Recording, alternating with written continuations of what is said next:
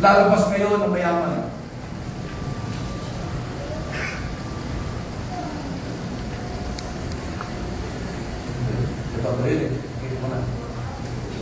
Now the children of Israel had done according to the word of Moses, the Passover celebration, and they had asked from the Egyptians articles of silver, articles of gold, and clothing. And the Lord had given the people favor in the sight of the Egyptians, so that they granted them what they requested. Thus they plundered the Egyptians. Be bold, be courageous. Kung yung isipin na wala kayong pera, andyan pong Egypt, nag-aantay ng hingan nyo. Hello? Nag-aantay sila. Sabihin, pasuran mo yung Egyptians dito eh. Ibig sabihin yun yung mundo. Hindi nyo kailangan punta ng Middle East para hingin yung mga Egyptians. Wala rin pera yun. Diba Saudi? O kaya Qatar?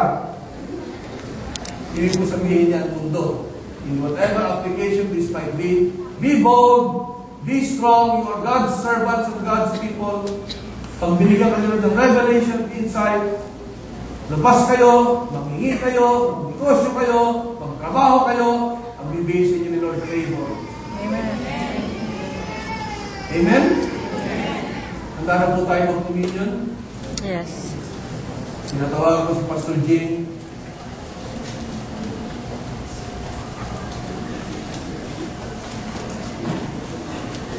Tayo po sadaling po habang nakaupo lahat. Hindi. Sinubo po tayo. Ang blessing po ng communion, ang dahil tatlo, new life, internal and external blessing. Kung may sakit po kayo, ang pinin nyo ng healing nyo. Amen. Alala ko Mr. Lumagabi, sa kami nagbabible study, nung hinipo po siya, ang taas ng init ng kanyang katawan. Pagkatapos po ng prayer, at pagkatapos ng Bible study, paglabas po namin, wala na siyang lagnat. Pero ito pong communion mas iba to. Mas matindi po ang blessing nito. So please, by faith, yakapin ninyo ang kahulugan at ang blessing ng communion. Pastor G.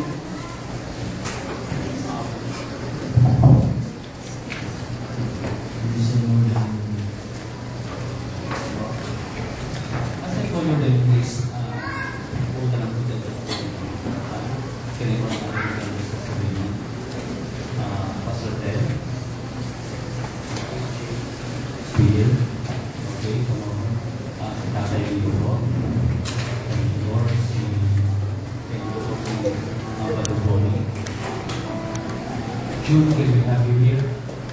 June, thank you Lord. Buddha. Thank you. Kailangan natin full communion. Thank you, Jesus. Praise the Lord. Are you ready? Come on.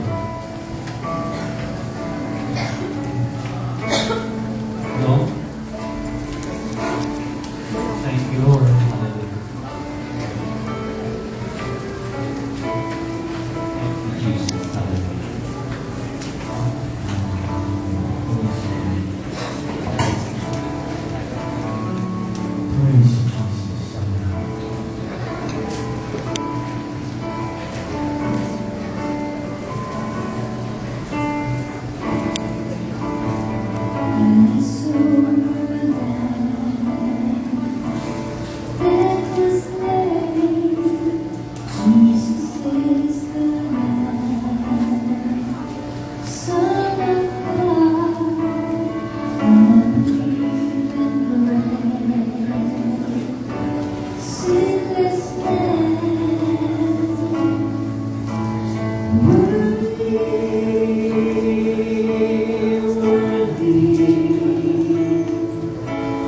You